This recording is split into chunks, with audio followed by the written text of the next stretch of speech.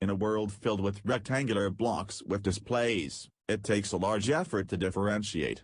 The new Honor 10, launched today at an event in London, follows the trend of premium smartphones in 2018, more display, and added a notch. Under the hood is the latest HiSilicon Kirin 970 chipset, as seen in the Huawei Mate 10 and P20, with the added AI functional blocks to accelerate certain apps built on machine learning algorithms. The Honor line is always seen as a more cost-effective way to get most of the latest features from the Huawei main brand, and this year is no different. From the front, visually, identifying which notched phone you are looking at is like identifying aircraft at a distance. All notches look roughly similar without knowing any of the minor detail.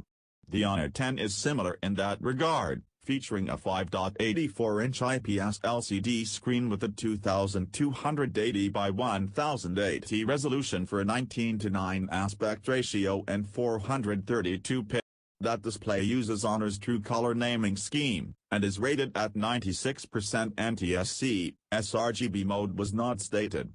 At the top is the notch, with the front-facing camera, almost circular speaker, and a light detector. For the last two generations, Honor's main smartphone line, the one just called by its number, such as Honor 8 and Honor 9, has impressed by virtue of its color options. The hue of the Honor 8 in metallic blue is one of the first times I truly appreciated a nice color on a smartphone. The Honor 9 did not stretch my emotions as far, but the Honor 10 strikes a good balance, with the phantom blue version we have at hand being like the Honor 8 blue but with a tinge more green in general, moving towards a glue-like appearance, then at extreme angles looking violet. The undisturbed homogeneous plateau of color is a trend I am becoming a distinct fan of. The other colors available are a phantom green, a mix of sea blue and jewelry green, midnight black and gray. Hardware on the rear consists of a dual-camera design, with the main 16-megapixel color sensor, f/1.8 aperture, joined by a 24-megapixel black and white sensor, f/2.4 aperture, to assist with phase detection, autofocus, contrast focus, and create bokeh-like photography. No mention as yet if either camera has OIS, or if the smartphone is using Huawei's AI-assisted stabilization, AIS, or AIS, which uses the onboard chip to stabilize shots or help take longer exposure shots without a tripod mount. On the rear, Honor has put the words AI camera, just in case you forget. Video recording goes up to 4K 30 or 1080p 60, in either H.264 or HEVC, meaning that Honor has decided not to implement any slow-mo mode as seen on the higher-cost flagships.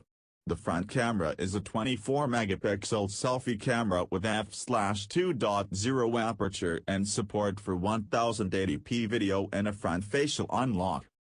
The configuration we received used the Kirin 970 at standard frequencies, with ARM Mali G72 MP12 graphics, and came with 4GB of LPDDR4X, and 128GB of storage. Exact configurations will be given at launch, so we might expect to see a 4/64 and 6/128, or 6/256 versions as well.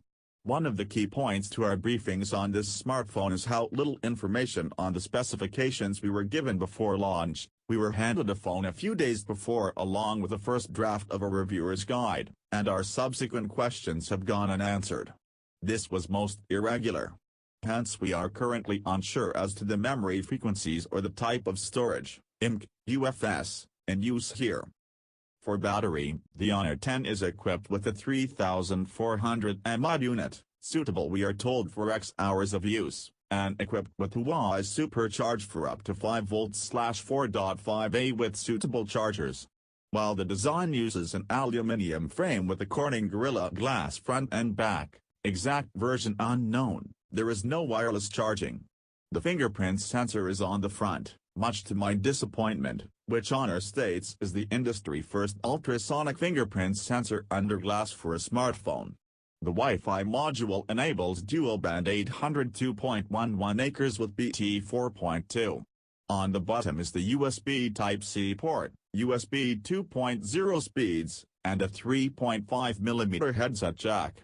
On the top is an IR blaster. After using the device for several days, the immediate feature that has taken my interest is the AI camera mode. It can recognize 500-plus scenarios in 22 categories in real time with the viewfinder, much like the P20. However, Honor states that the Honor 10 uses the industry-first semantic image segmentation technology, allowing it to identify multiple scenarios within a single image, and allows the user to manipulate each scenario independently. This is different to other AI-accelerated scene recognition tools that can only detect one scenario per frame. For me, having not personally used the Mate 10 or P20, the way the AI mode detected scenes and enhanced the photos was essentially night and day. The obligatory portrait shot, using the rear cameras, as the AI camera mode is not used on the selfie camera. With my work glasses on, adjusted the photo to move me to the center and auto-applied a form of bokeh to ensure that I was the subject of the photo. By default, a small amount of beauty mode is also applied for smoother skin and skin lightening. The Honor 10 will go on sale in 26 countries from today. The 6GB plus 64GB models will cost €400, while the 6GB plus 128GB models will cost €450.